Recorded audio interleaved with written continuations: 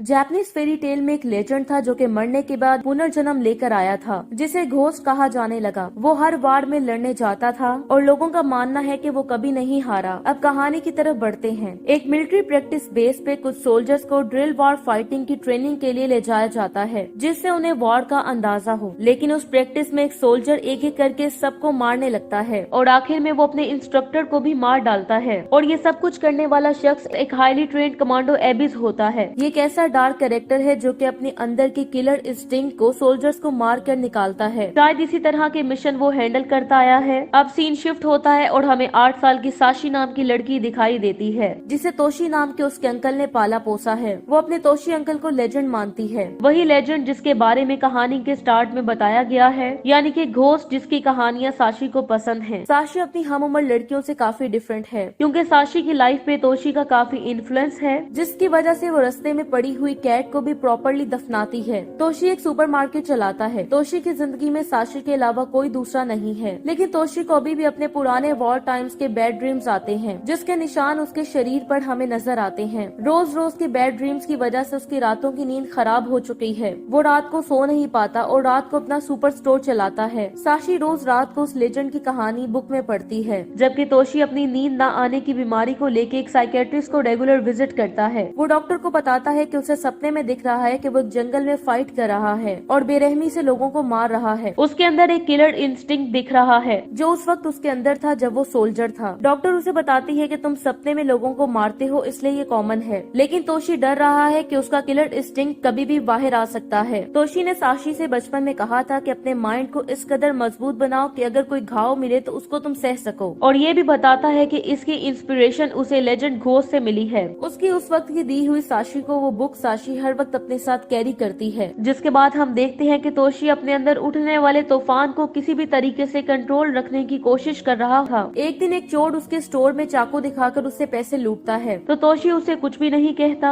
अगर वो चाहता तो उसे 2 सेकंड में मार सकता था, लेकिन वो शांति से उसे पैसे दे देता है, क्योंकि तोशी के लिए वो पल एक अच्छा मौका होता है अपने अंदर बस एक किलर इंस्टिंक्ट को कंट्रोल करने का। इसलिए वो उस किलर को थैंक यू भी कहता है। जिसके बाद हम देखते हैं कि तोशी हर हफ्ते साशी के साथ अपने वॉर टाइम की दोस्त केंजी से मिलने हॉस्पिटल जाता है। एक वॉर के दौरान तोशी को बॉम्ब से बचाते हुए केंजी बहुत बुरी तरह से घायल हुआ था। उस वॉर में उसने अपनी आंखें और पैर गंवाए हैं और हमेशा के लिए व्हील चेयर पर आ गया है। तोशी को इस चीज का एहसास है और साशी भी केंजी को बहुत पसंद करती है। अब एक दिन केंजी से मिलकर आते हुए तोशी को उसका इनर माइंड आने वाले खतरे के बारे में अलर्ट कर देता है। इसलिए वो साशी को घर जाने का बोलता है और खुद एक चौराहे पर पहुंचता है तो खतरे को भांप लेता है, जहां 2 किलर उसकी राह देख रहे होते हैं। एक किलर उसे गन से मारने जाता है तो तोशी बिजली की तेजी से उसे मार डालता है, जिसके बाद दूसरा किलर साइलेंसर लगी गन से उस पे गोलियां चलाने लगता है। तोशी बड़ी आसानी से बुलेट्स को चकमा देता है और तेजी से उसके पास जाके एक फाउंटेन पेन से उसे मार डालता है। और ये सब कुछ एबिस भी दूर से देख रहा होता है, जो कि तोशी का वार टाइम का पार्टनर था। तभी हमारे सामने फैंटम आता है, जो कि इस कहानी का मेन विलन है और जिसने उन किलर्स को तोशी को मारने के लिए भेजा था। वो कौन है कि हमें बाद में पता चलता है। वो साशी के सर पे से हाथ घुमाता है और वहाँ से चला जाता है और साशी को भी ये एहसास होता है कि वो पहले कभी उस आदमी से मिल चुकी है। अब फैंटम एक किलर लेडी पर तोशी को मारने का काम सौंपता है, जो फाइटिंग स्किल्स में कमाल की है और बिजली की तेजी से वार करने में माहिर है, जिसका नाम न्यूटी होता है। फैंटम की असिस्टेंट कैस्पर उसे पूछती है कि वो तोशी को एक ही झटके में मार क्यों नहीं देता,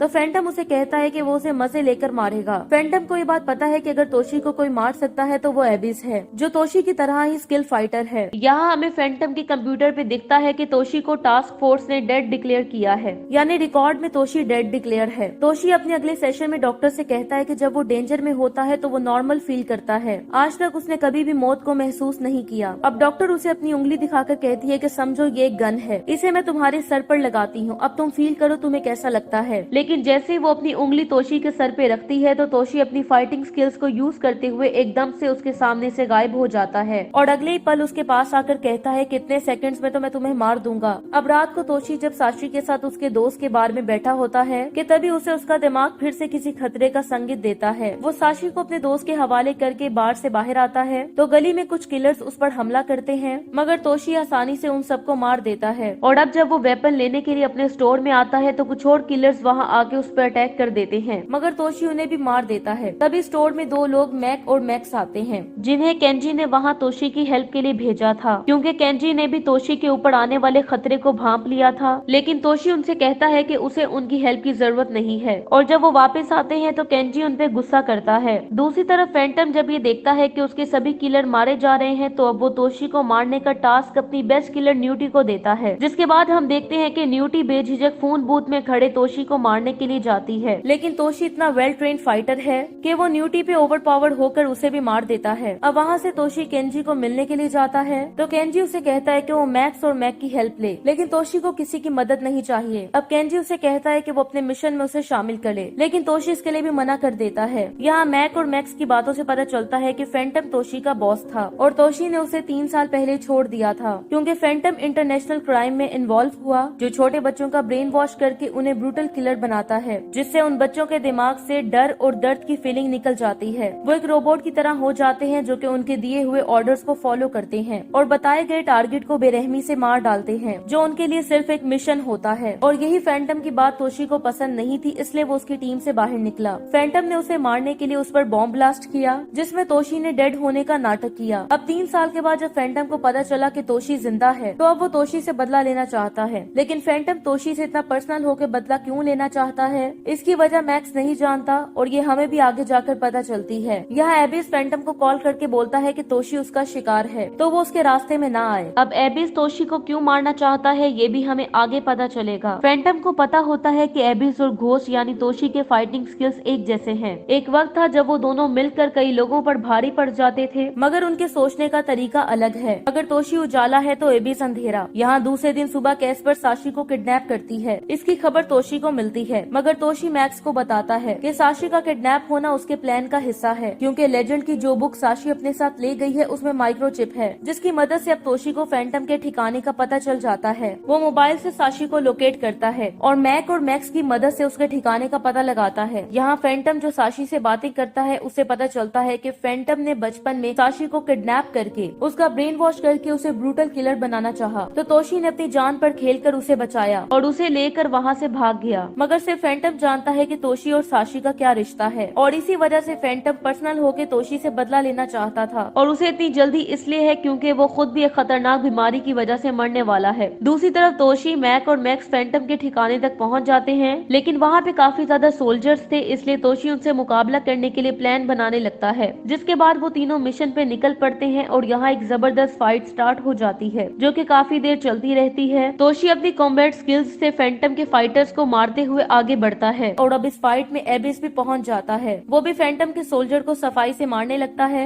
मगर उसका असल टारगेट तो तोशी होता है। यहाँ फाइट के दौरान कैस्पर मैक को मार डालती है तो तोशी आके उसे बुरी तरह से पीटता है, तो कैस्पर उसे अपनी बॉडी पे लगा हुआ बॉम्ब दिखाती है। वो उस बॉम्ब से तोशी को मारने जाती है, लेकिन तोशी सफाई से बॉम्ब का वायर कट कर देता है और उसे मार डालता है, जिसके बाद वो अपना स्पेशल वेपन निकाल के सोल्जर्स को मारने लगता है। तभी वो वहाँ एबिस को अपने आसपास महसूस करता है। अब यहाँ हमें पता चलता है कि क्यों एबिस तोशी को मारना चाहता है। दरअसल बच्चों को बचाने के लिए तोशी ने एबिस का साथ छोड़ दिया था। एबिस के हिसाब से बच्चों को बचाना उसका मिशन नहीं है, तो तोशी बच्चों को बचाने के लिए एबिस के खिलाफ हो गया था और उसने उनका मिशन बीच में छोड़ दिया था, जिसका एबिस को गुस्सा था। यहाँ फैंटम साशी को बताता है कि उसने तोशी का नाम घोस्ट क्यों रखा, क्योंकि जापानीज फैंटेसी में एक रीबॉर्न घोस्ट का जो कैरेक्टर है वो वॉर में एक लेजेंड के मरने के बाद पुनर्जन्म से पैदा हुआ था, जिसने बहुत सी वॉर्स में हिस्सा लिया और उन वॉर्स में उसने जीत भी हासिल की। वो बिजली की तेजी से वार करता था जैसे तोशी करता है। तोशी बिल्कुल उस घोस्ट लेजेंड की तरह वॉर में फाइट करता है। यहाँ सोल्जर्स को मारते हुए तोशी साशी तक पहुँच जाता है। वो साशी को मैक्स के साथ जाने को कहता है, मगर साशी उसे छोड़कर नहीं जाना चाहती।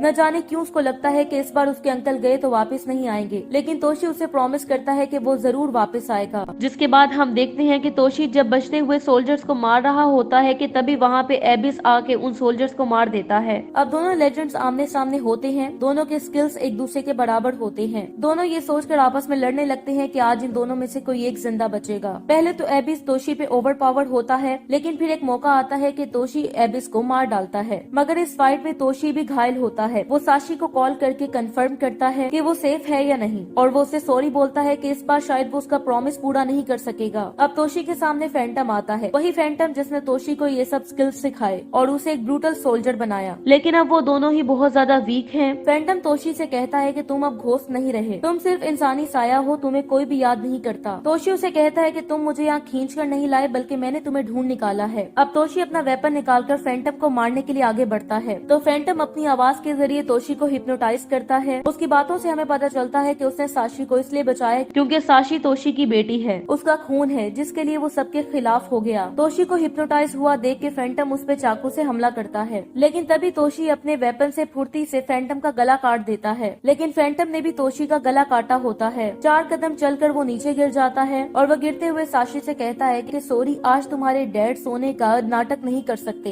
आज वो हमेशा के लिए सोने वाले हैं। तोशी को इस बात का अफसोस रह जाता है कि उसने साशी के मुंह से पापा नहीं सुना। अब मूवी के लास्ट सीन में हम देखते हैं कि साशी को मैक्स संभालने लगता है और तोशी की दी हुई बुक को साशी एक जगह दफना देती है, क्योंकि उसके पास अब खुद के पापा की लेजेंड स्टोरी थी। हर किसी को अपनी जिंदगी में एक लेजेंड की जरूरत होती है जो कि उनकी दुनिया बदल सके। तभी हमें दूर खड़ा तोशी नजर आता है। क्या तोशी सचमुच एक घोस्ट लेजेंड बनकर वापस आया था? इसी के साथ ये मूवी एंड हो जाती है। Thank you so much for watching.